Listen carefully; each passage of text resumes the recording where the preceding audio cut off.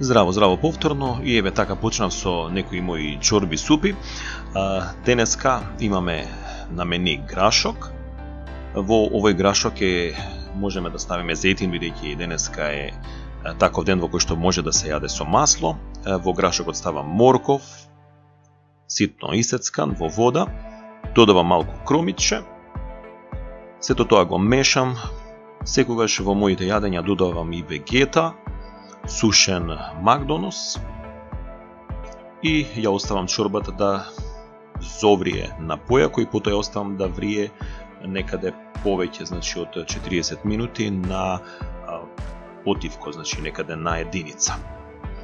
Бидејќи дозволено зејтин, правам запршка, зејтин, малку пропржувам со лукче, додавам една лаџичка брашно и сето тоа го додавам во мојата чорба од грашок. Навистина лукот му дава прекрасен вкус на ова јадење, а брашното му дава густина и се надевам дека ќе ви се допадне ова јадење. Доколку сакате можете да ставите и повеќе брашно и да го направите ова јадење погусто или да го направите како прилог во денови во кои што се јаде риба или кога не се пости како прилог со месо. Се надевам ќе го пробате ова јадење и дека ќе ви се допадне. Ви посакувам убав апетит.